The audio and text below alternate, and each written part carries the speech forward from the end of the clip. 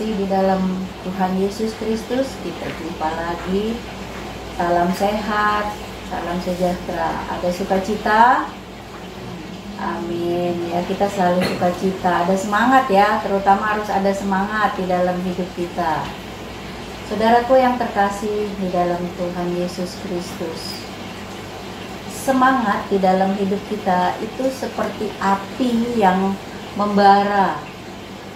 Kalau kendaraan bermotor, walaupun ada bahan bakar, tapi tidak ada pengapian, itu tidak bisa bergerak, tidak bisa hidup kendaraan bermotor. Begitu juga kita. Di dalam hidup kita itu harus ada yang namanya semangat. Jangan sampai kita kehilangan semangat. Sungguh sangat berbahaya jika kita kehilangan semangat. Apalagi akhir-akhir ini, hari-hari ini begitu banyak hal-hal yang tidak mengenakan terjadi di dalam kehidupan kita. Ya. Bagaimana orang bisa kehilangan semangat? Orang bisa kehilangan semangat itu banyak hal. Misalnya, tidak karena tekanan, karena mengidap sakit penyakit yang akut. Ya, ketika seseorang dari sehat lalu divonis dia mengalami mungkin kanker, mungkin gagal ginjal, mungkin jantung, itu bisa saja kehilangan semangat. Juga kegagalan. Orang yang terus-menerus merasa gagal atau mengalami kegagalan beberapa kali, itu bisa kehilangan semangat. Kehilangan juga bisa kehilangan semangat. Kehilangan orang yang kita kasihi, itu bisa kita juga kehilangan semangat. Seorang ibu yang kehilangan anaknya bukan karena anaknya meninggal atau apa, bisa juga dicuekin sama anaknya, itu juga bisa kehilangan semangat. Atau ketika anaknya yang tersayang itu meninggal dunia, itu juga bisa kehilangan semangat. Suami istri yang biasa bersama-sama, salah satunya juga tiada, itu juga bisa kehilangan semangat. Kesedihan yang terus-menerus bisa memadamkan semangat. Dan masih banyak lagi hal-hal yang di sekeliling kita, itu yang bisa membuat kita patah semangat. Ya. Saudaraku yang terkasih, sebagai orang percaya, kita harus selalu punya semangat. Karena kita memiliki Roh Kudus. Roh Kudus yang hidup di dalam hidup kita itu sungguh nyata. Itu sungguh bisa membuat kita bersemangat. Karena orang yang punya semangat itu bisa menghadapi banyak hal. Mari kita lihat di dalam Amsal 18 ayat 14a. Amsal 18 ayat 14a dan b. Yang A dulu. Amsal 18 ayat 14. Orang yang bersemangat dapat menanggung penderitaannya. Perhatikan baik-baik. Orang yang bersemangat dapat menanggung penderitaannya.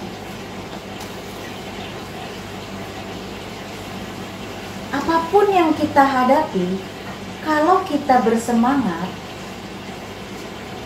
kita bisa melihat setitik cahaya yang Tuhan berikan kepada kita sebagai jalan keluar. Kalau kita punya semangat, kita bisa merasakan betul pertolongan Tuhan. Sekecil apapun yang orang tidak perhatikan pertolongan itu, kita ada, kita punya, kita bisa lihat. Tapi kalau udah nggak bersemangat, semua rasanya tertutup. Terus yang muncul di dalam pikiran kita adalah, maaf ya, gua mati aja deh. Benar nggak? Orang yang nggak punya semangat, satu loh tujuannya dia, gua mati aja deh. Mengapa banyak kasus bunuh diri? Ketika seorang anak tertekan terus-menerus, lalu dia kehilangan semangat, dia bisa mengakhiri hidupnya. pribadi yang di dalam tekanan yang luar biasa, kalau dia masih punya semangat, Tuhan masih dia rasakan hidup di dalam hidup dia, dan kuasa Tuhan masih bisa mengubahkan kehidupan dia. Bukan Tuhan tidak sanggup, tetapi pribadi itu sendiri yang menutup diri ketika semangatnya itu nggak ada. Orang yang nggak punya semangat, dia menutup diri dari pertolongan Tuhan. Karena dia akan selalu berkata, mustahil lah keadaan gue udah seperti ini. Nggak mungkin lah. Ya, benar nggak? Udah nggak bisa diperbaiki lah. Gue cuma tinggal nunggu waktu.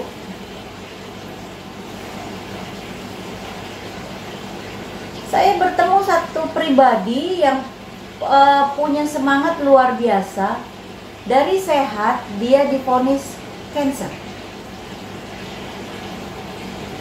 Mulanya memang dia down, tapi dia tidak lama mengalami itu.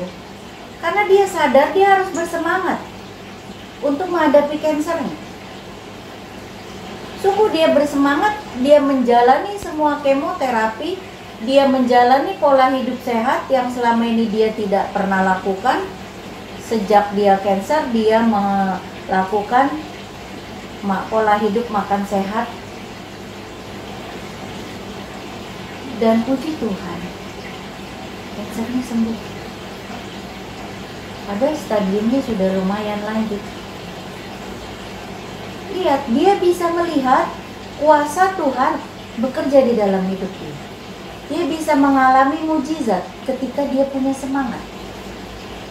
Dan apa yang membuat itu terjadi? Di masa-masa dia mengalami sakit yang parah, dia tetap melakukan aktivitasnya sebatas yang fisik yang dia mampu, untuk dia melayani Tuhan, untuk dia fokus kepada Tuhan. Dia tetap menjadi seorang pendoa. Dia tidak memarahi Tuhan, dia tidak mengeluh. Kalau orang kehilangan semangat, itu mudah mengeluh. Waktu 12 orang pengintai kembali dari pengintaian, yang 10 itu memberitakan berita yang tidak enak kepada bangsa Israel, yang menjatuhkan semangat bangsa Israel. Apa yang terjadi?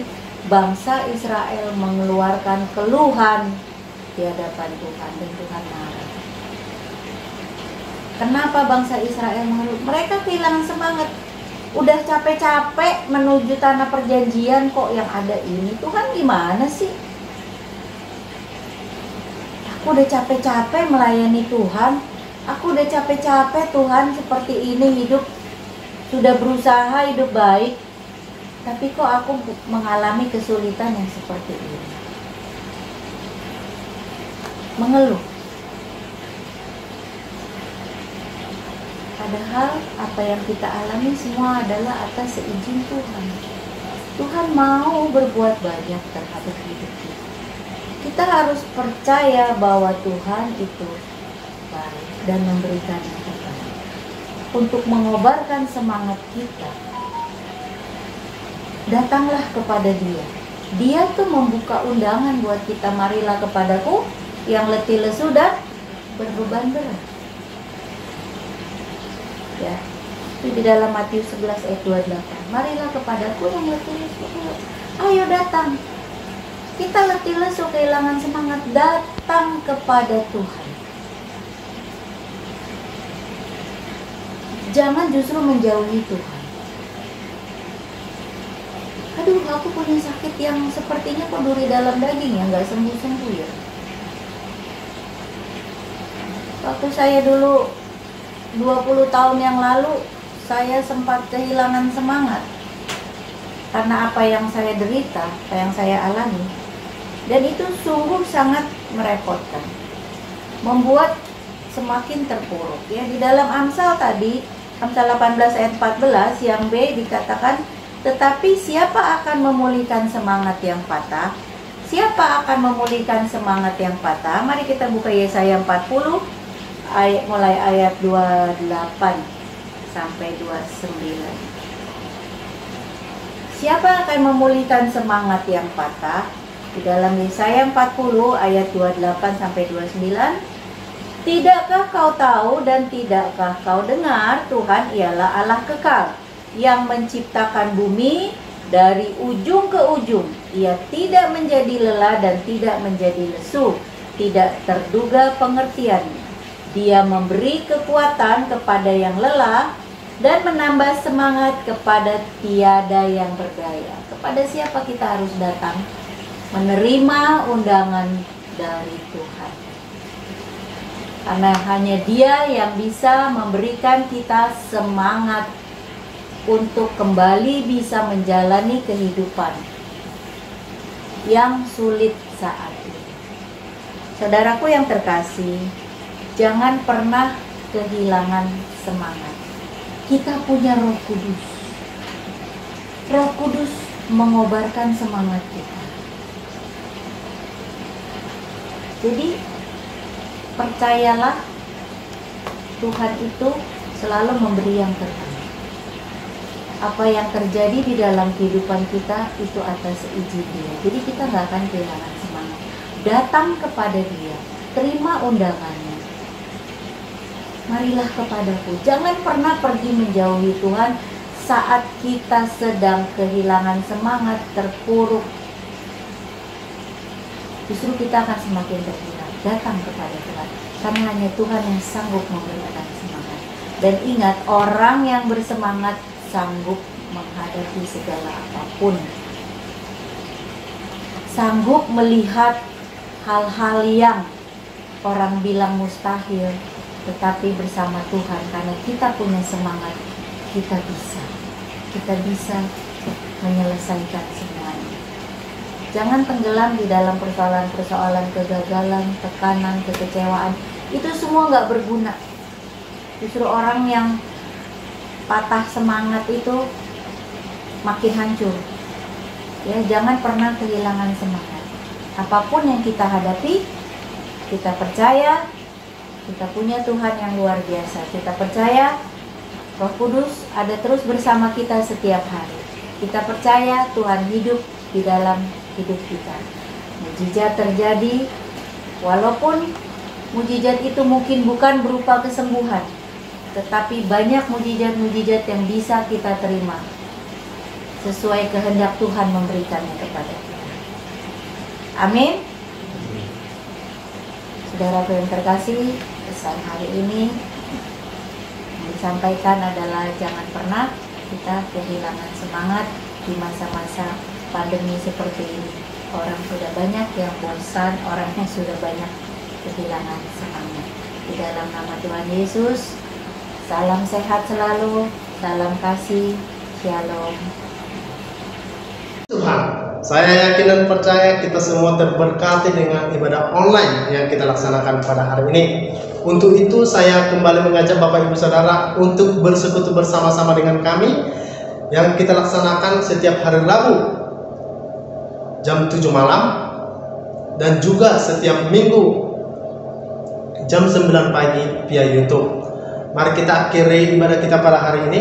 Mari kita bersatu di dalam doa. Terima kasih Tuhan, terima kasih Yesus atas kemurahan-Mu, atas kebesaran-Mu Bapa. Engkau memperkenankan kami Tuhan untuk memuji dan menyembah Engkau Tuhan. Dan setiap firman yang disampaikan oleh hamba-Mu juga Tuhan biarlah tertanam di dalam setiap hati kami dan menjadi benih dalam kehidupan kami Tuhan untuk melakukan yang sesuai dengan kehendak-Mu. Biarlah hanya nama Yesus yang kami tinggikan dan kami sembah di dalam kehidupan kami. Di dalam Yesus Kristus kami berdoa serta mengucap syukur. Haleluya. Amin.